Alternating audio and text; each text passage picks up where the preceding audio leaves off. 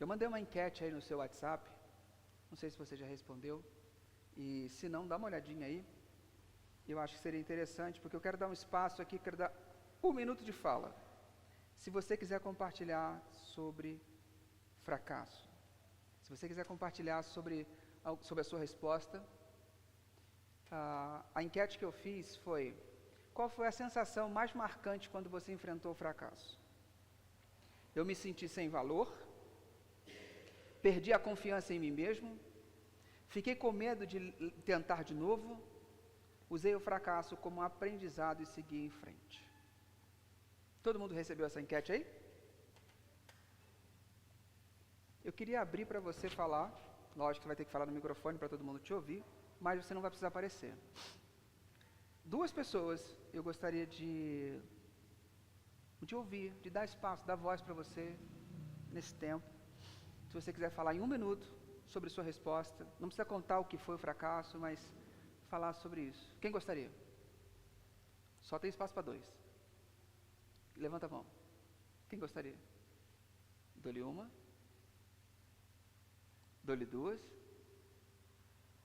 Dou-lhe 3. Tem um monte de gente querendo, mas está assim, ó. Eu não vou. Tudo bem, não tem problema não, está tranquilo. Eu só gosto de liberar espaço para que você possa ter voz e a gente junto fazer uma cocriação, uma criação em conjunto daquilo que Deus está aprontando e preparou para nós. Né? Então, qual foi a sua maior sensação, qual foi a sensação que foi mais marcante em você? Mais voto foi: perdi a confiança em mim mesmo. Você tem claro na sua mente o seu fracasso? Qual foi esse momento de fracasso? Você tem claro isso na sua memória? Que momento foi esse que você enfrentou um fracasso? Quem nunca teve um fracasso para chamar de seu? Alguém nunca teve um fracasso para chamar de seu na vida?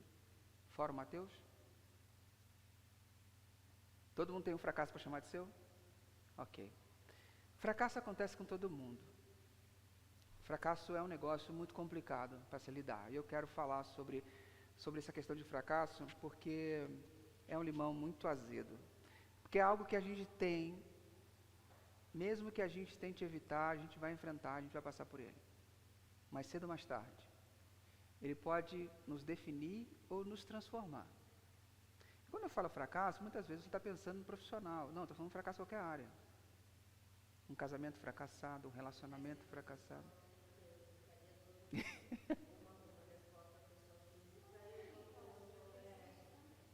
Também pensou nisso? Uma está ligada na outra? Perdi a confiança em mim mesmo e fiquei com medo de tentar de novo? Está vendo como é que tinha gente querendo falar? Conheço meu eleitorado. Mas é fato, né? Porque eu acho que uma das piores coisas é esse medo de tentar de novo. Isso trava a gente de uma maneira... Pensa, num sonho, você fracassou. Mano, você vai falar assim: cara, não vou me aventurar de novo. Um relacionamento, você fracassou. Muita gente trava e fala: não quero mais. É melhor não quero mais.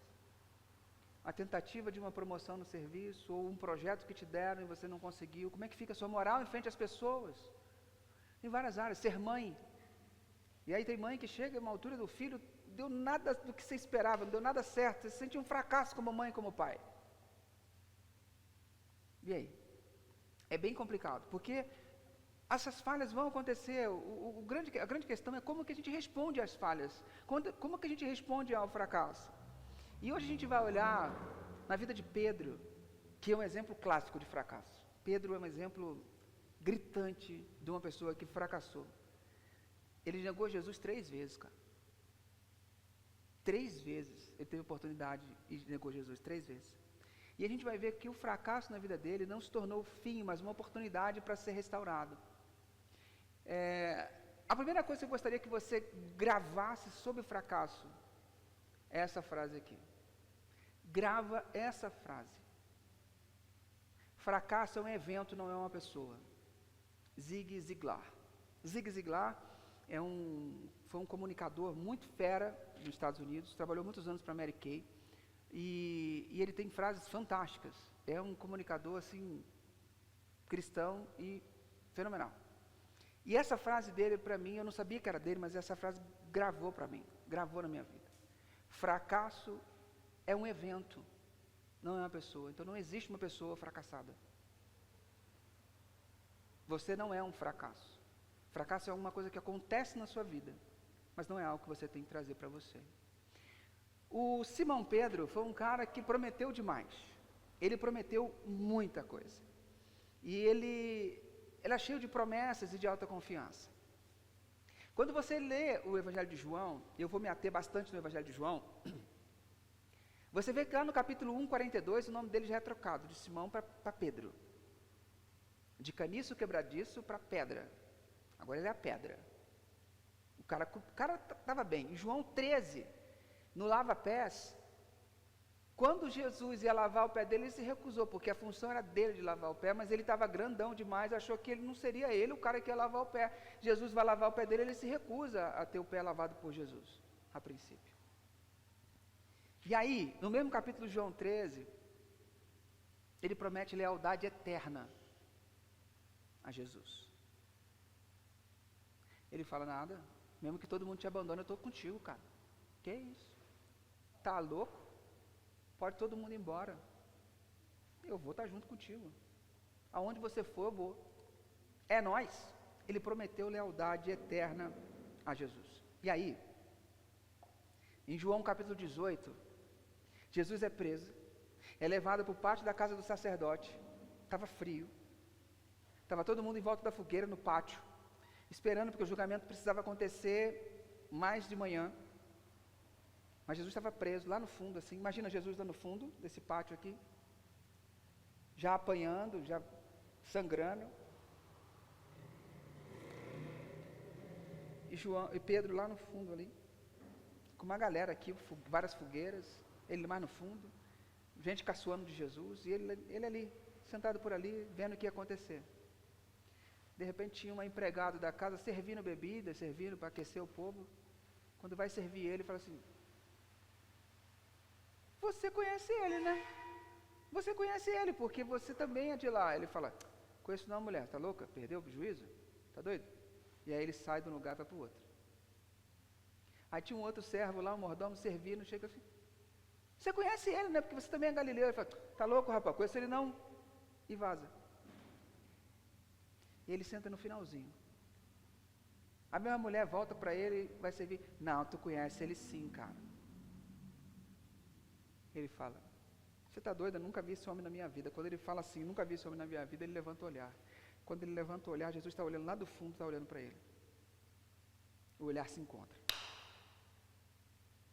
E nessa que o olhar se encontra, algo dentro do interior de Pedro começa a se revirar, e na cabeça dele ele lembra que há horas atrás ele tinha prometido que seria fiel até o fim. E Jesus tinha dito, Pedro, antes que o galo cante, você vai me negar 3 vezes. Ele fala, jamais. Estou contigo até o fim. E na hora em que os seus olhares se encontram, ele lembra disso. Na hora os olhos dele enchem d'água, de angústia, de aflição, e de olhar para que ele não conseguiu sustentar a própria palavra. Algo rebenta ele por dentro, corta, ele se sente partido ao meio, as lágrimas começam a descer descontroladamente pelo seu rosto, e ele vira e sai correndo beco afora, e a Bíblia fala que ele chorou amargamente. Chorou amargamente.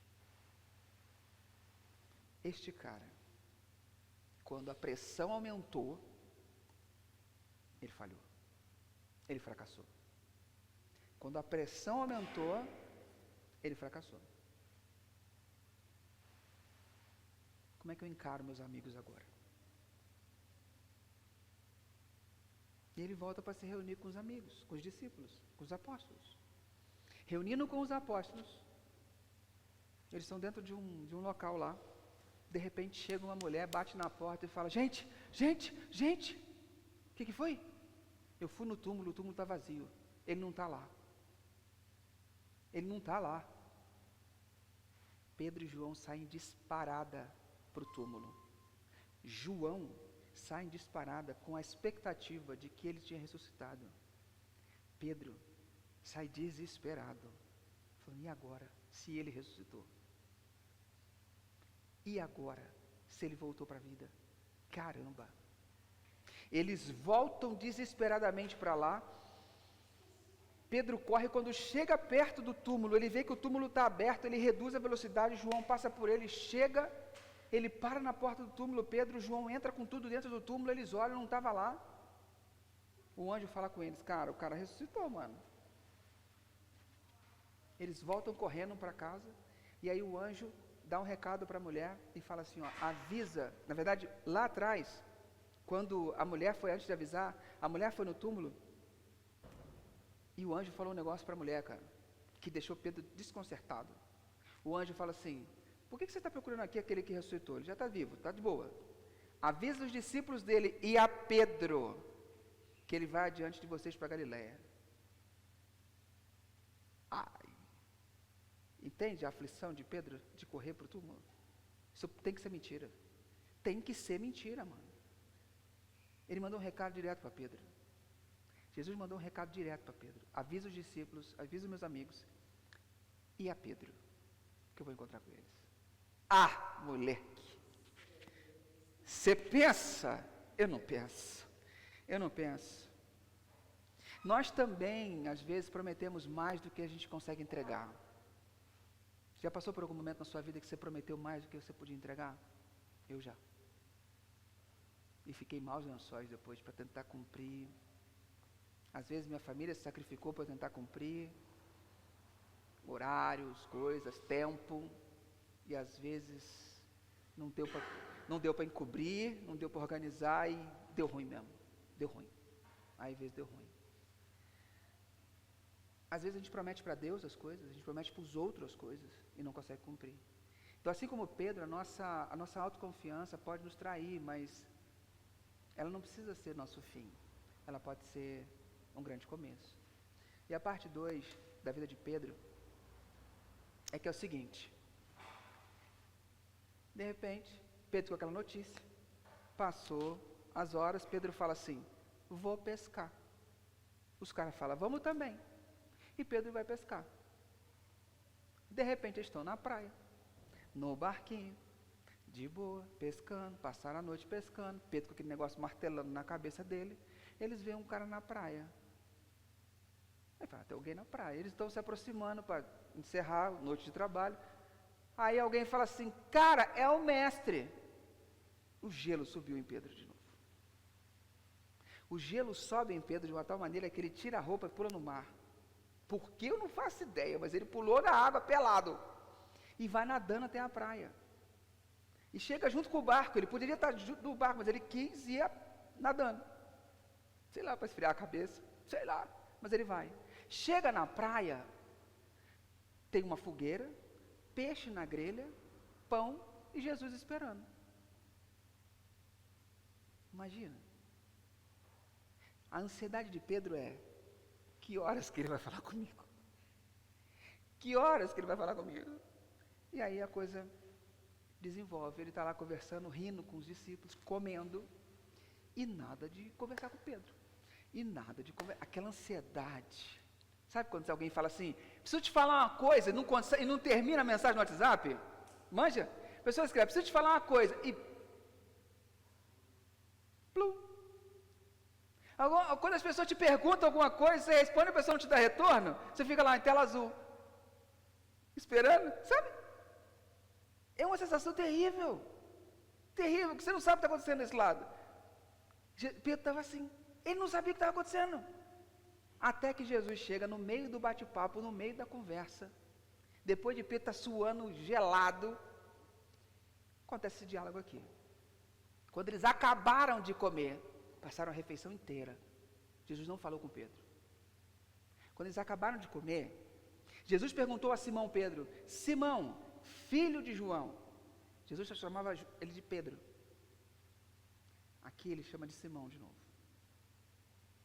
Depois que Jesus muda o nome dele para Pedra, o nome recorrente dele era Pedro. Aqui no meio de todo mundo ele chama Simão, ou seja, você regrediu um estágio.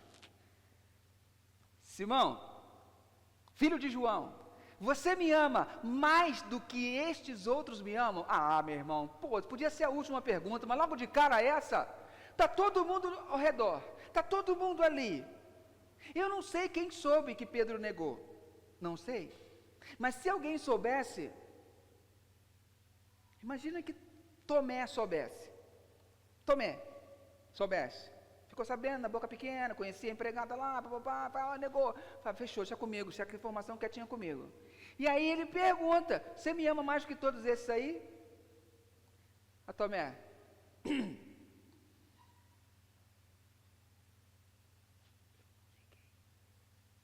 estou sabendo, de olho em você, viu, Pedro? Agora, você imagina se Tomé é daqueles que fala para todo mundo o que aconteceu? E Pedro está ali, todo mundo está sabendo que ele negou. Jesus fala, tu me ama mais do que todos esses? Os olhares da galera, fala agora, quero ver. Porque eu não neguei não. Eu fugi, mas não neguei. João fala, eu estava lá aos pés da cruz. E aí, qual vai ser? Mano, você imagina, olha só a situação de Pedro. E aí, Simão, sim, o Senhor sabe que eu o amo. Respondeu ele. Então Jesus lhe disse, tome conta das minhas ovelhas. Passa o tempo, conversa vai, conversa vem. Jesus perguntou a segunda vez, Simão, filho de João, você me ama? Você me ama? Pedro respondeu, sim, o Senhor sabe que eu te amo, Senhor. E Jesus lhe disse, tome conta das minhas ovelhas. E perguntou pela terceira vez, Simão, filho de João, você me ama? Aí está de sacanagem, né? Putz, aí complicou. Então Pedro ficou triste, porque Jesus tem perguntado a terceira vez, você me ama? E respondeu. Ele pergunta pela terceira vez se ama. E ele fica triste porque ele não ama, porque Jesus tem perguntado pela terceira vez. Ele respondeu, o Senhor sabe tudo e sabe que eu amo o Senhor. E Jesus ordenou, tome conta das minhas ovelhas. Parece um diálogo meio sem pés nem cabeça para você? A primeira coisa que você percebe é que Pedro negou quantas vezes?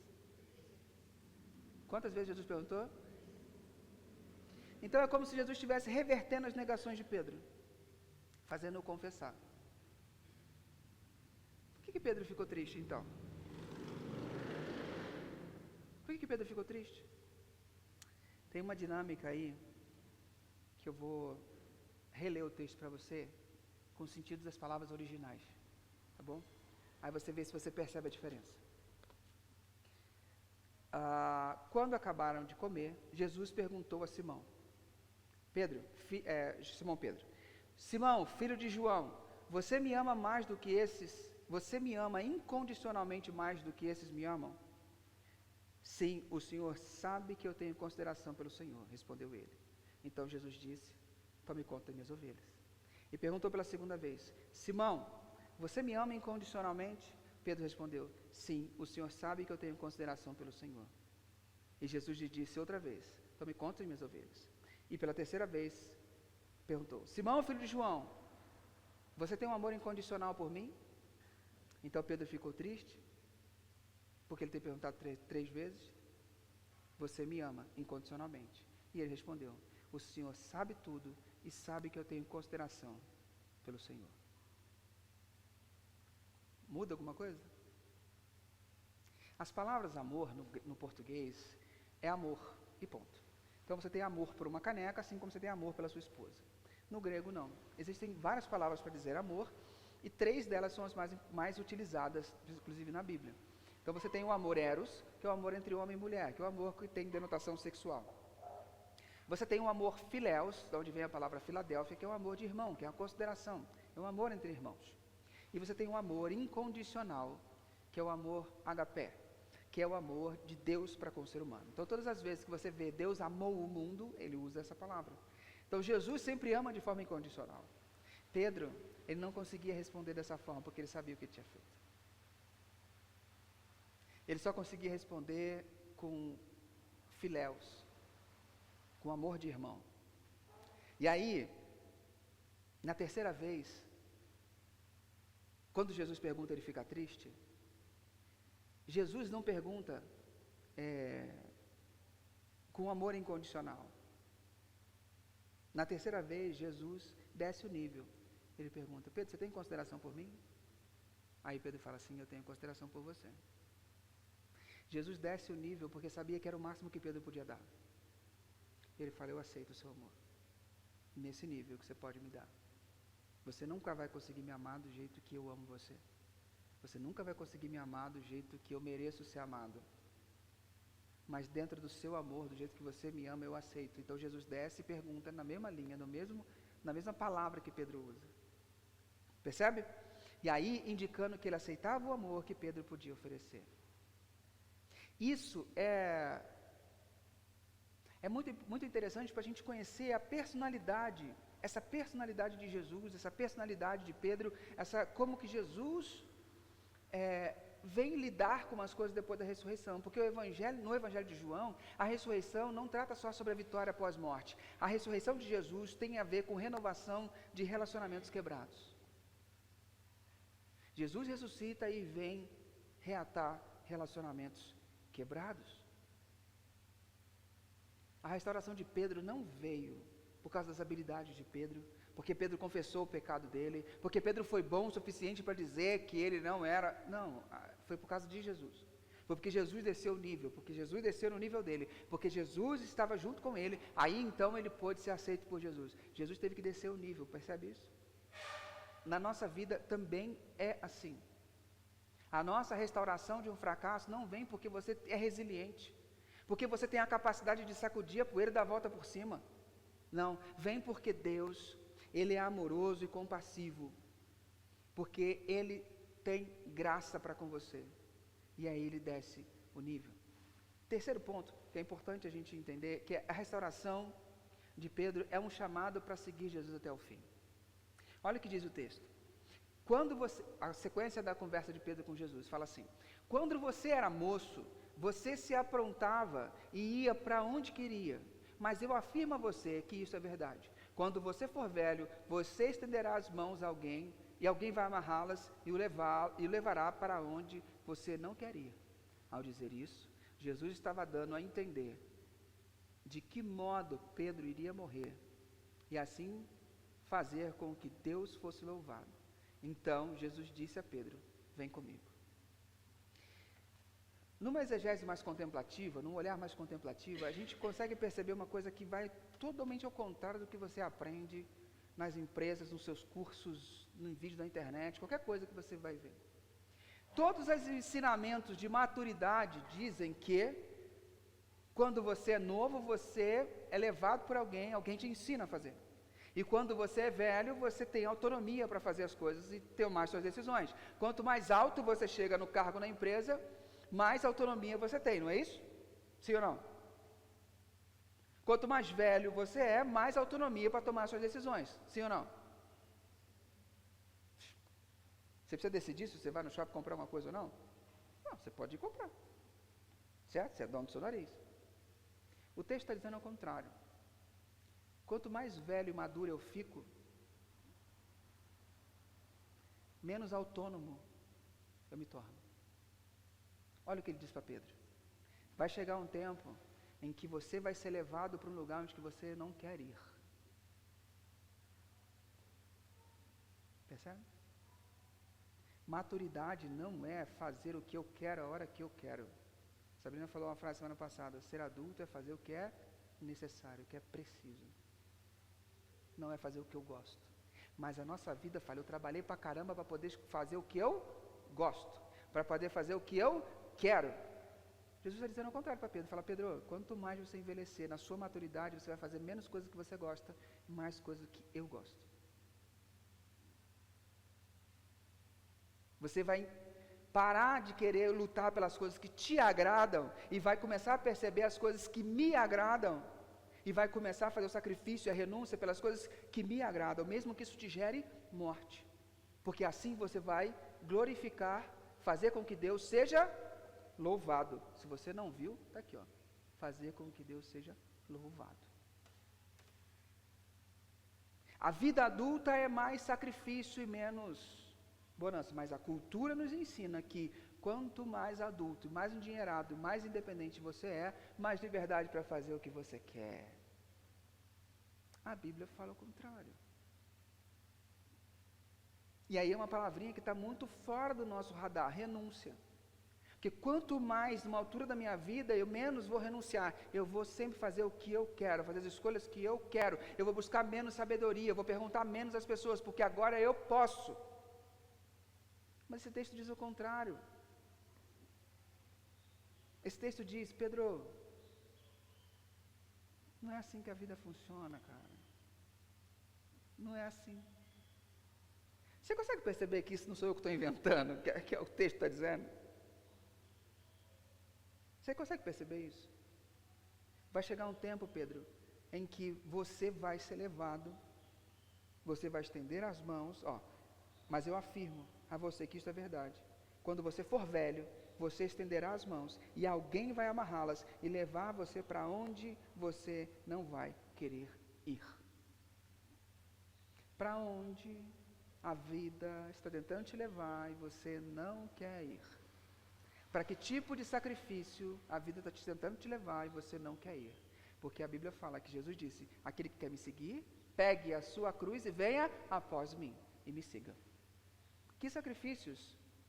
Dentro do casamento, no trabalho, na vida pessoal, a vida está te propondo e você não quer ir. Isso é uma reflexão de maturidade. Pedro teve que fazer essa reflexão. E depois de Jesus falar isso tudo, Jesus fala o que para ele? Vem comigo. Vem comigo. Porque de sacrifício, eu entendo. De renúncia, eu entendo. Me siga. O chamado final da vida de Pedro é o mesmo do início da vida dele. Quando ele estava na praia, mesmo cenário. Quando ele estava pescando, mesmo cenário. Jesus chama, venha comigo que eu vou fazer você pescador de homens. Lembra disso? E agora no final, depois do fracasso, Deus chama ele e fala, vem comigo. Aqui se resume toda a jornada de um discípulo, toda a história de um discípulo de Jesus.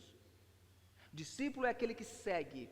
Eu não sou um religioso, eu não frequento igreja, eu sou um discípulo de Jesus e aprendo com ele. E o discípulo de Jesus não é só no domingo, é em qualquer ambiente da minha vida. Nós estamos aqui para aprender a ser discípulo de Jesus, um seguidor de Jesus, aquele que imita Jesus. E quanto mais eu imito, mais parecido com ele eu me torno. Quanto mais parecido com ele eu me torno, mais minha vida vai ficando difícil, porque a vida dele foi uma vida difícil, porque o caminho de Jesus nos leva para a cruz. Mas a cruz não é o ponto final. Há uma ressurreição. Seguir a Jesus é um caminho difícil, não é um caminho fácil. É um caminho de renúncia. Após o fracasso, vem a restauração que te coloca novamente no caminho que você deveria estar seguindo. Antes de você se tornar autossuficiente. Pedro se tornou autossuficiente, autoconfiante. Eu não vou te largar. Estamos juntos, não vou te abandonar. Vem uma pancada e rebenta a vida dele. É uma demissão, é um rebaixamento, é uma quebra de relacionamento, vem um fracasso e fala assim, você não é tudo isso que você imaginava que você era. E aí muitos param aqui, principalmente quando não tem Deus, param aqui. Meninas que têm decepções amorosas, param aqui às vezes e falam assim, cansei de homem, vou me relacionar com menina. Meninos que têm uma decepção muito drástica nesse ponto e não tem Deus para poder ter uma restauração, às vezes travam e falam, agora eu só quero saber de homem porque mulher não dá certo. Muitas coisas acontecem na nossa vida e destroem a gente. E quando a gente não consegue se reerguer, se restabelecer desse fracasso, a gente começa a viver nessa bola de neve. O casamento fica ruim, o trabalho fica ruim, as coisas ficam ruins. Você entendeu? Enquanto eu não me dobro. Só que Pedro teve esse privilégio de ter um encontro e se dobrar. Ele se dobrou. E aí o fracasso de Pedro vira um ponto de partida para uma vida de serviço e liderança. Ele começa a se tornar o líder da igreja, serve a igreja, e a história está lá em Atos, você pode ler. Pedro ele foi perdoado, ele foi capacitado e ele foi enviado. Ele não é restaurado para permanecer no mesmo lugar. Cuida das minhas ovelhas. O fracasso de Pedro o preparou para um propósito maior, porque na próxima vez que ele se sentisse autoconfiante, ele ia lembrar das 3 vezes que ele negou, e da conversa que ele teve com Jesus, e ele nunca mais ia fazer isso. Muitas vezes, Deus coloca memoriais na nossa vida, e que você passa por eles, e não dá conta. Como assim? Há momentos estratégicos na sua vida, em que Deus colocou e marcou, fez uma marca no teu coração, fez uma marquinha aí, para que quando você passasse de novo por aquele momento, você lembrasse disso e falava, opa,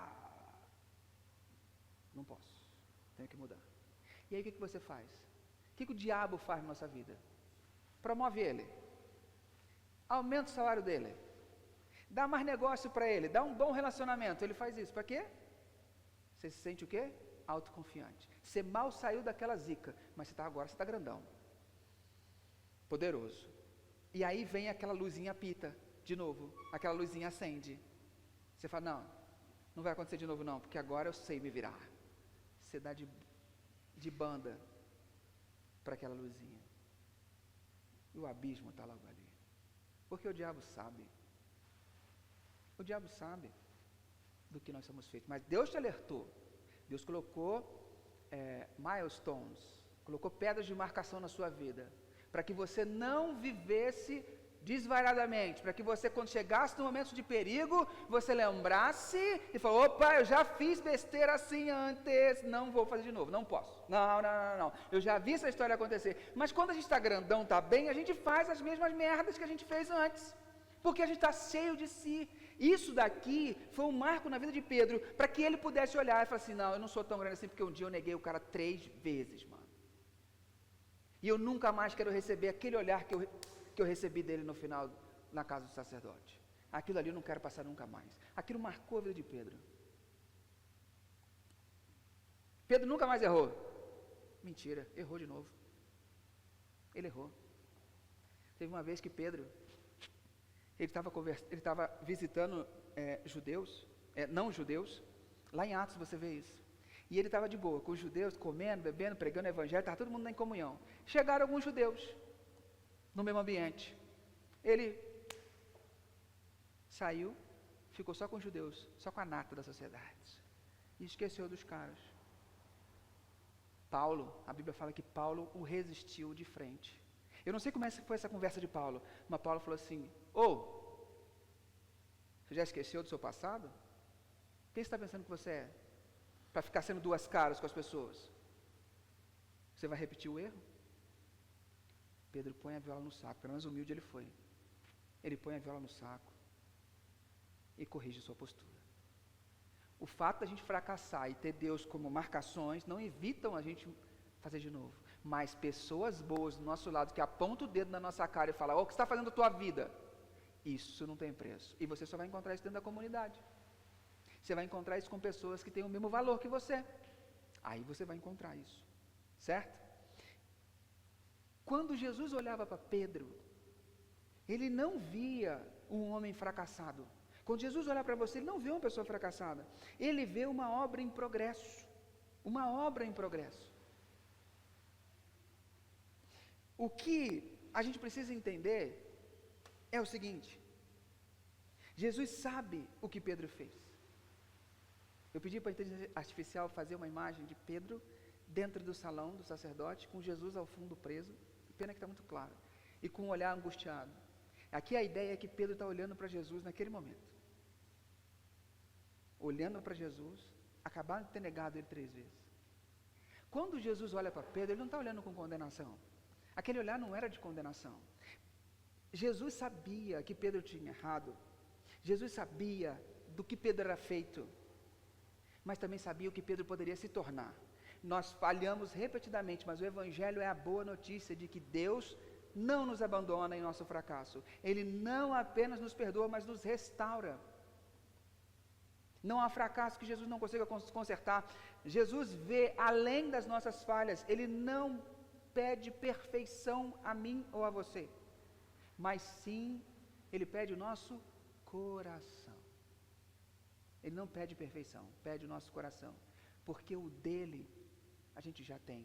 Ele deu pela gente na cruz. Jesus oferece restauração a nós, não importa o quão longe sintamos que caímos. E eu quero terminar com duas coisas. Quando a pessoa encontra uma pessoa encontra um diamante bruto no meio da natureza, ele é mais ou menos assim.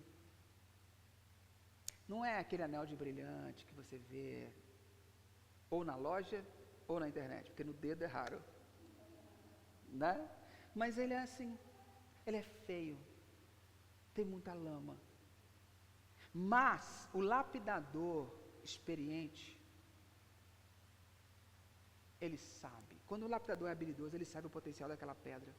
E cada corte que ele vai dar, cada laça que ele vai dar, mesmo que pareça ser destrutivo, revela a beleza interior daquele diamante. E ele vai cortando. Então, toma cuidado quando você repudiar os sofrimentos, as palavras duras, as coisas que acontecem na sua vida, porque pode ser Deus lapidando o diamante bruto que é em você. Você é um presente de Deus. Você é um presente de Deus, mas esse presente precisa ser lapidado. Pedro era como esse diamante bruto, cheio de falhas e impurezas. Mas Jesus o moldou, o restaurou e revelou seu verdadeiro potencial. Deus também usa nossos fracassos para nos lapidar e nos transformar em algo precioso. Deu para entender? Tranquilo? Quero te dar 3 conselhos para a gente finalizar. 3 conselhos dessa história. 3 conselhos. O primeiro, o fracasso não define quem nós somos. O fracasso não te define. Por mais que você tenha passado por eles, você não é um fracasso. Pode ter sido um evento, mas você não é um fracasso. O fracasso de Pedro não foi o fim, e o fim não precisa ser o seu fim também. Não importa. Deus tem novidade de vida para você. 2, a restauração acontece do amor de Cristo. É porque Ele te ama.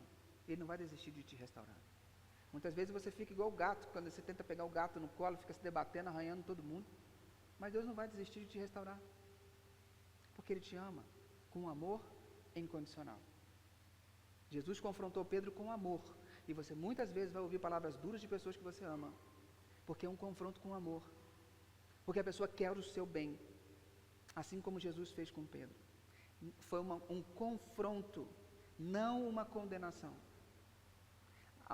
Foi uma oportunidade para Pedro experimentar a graça de Deus. E os confrontos, as palavras duras, as coisas firmes na sua vida são oportunidade de você experimentar a graça de Deus na sua restauração. E terceiro, o fracasso pode ser um ponto de virada.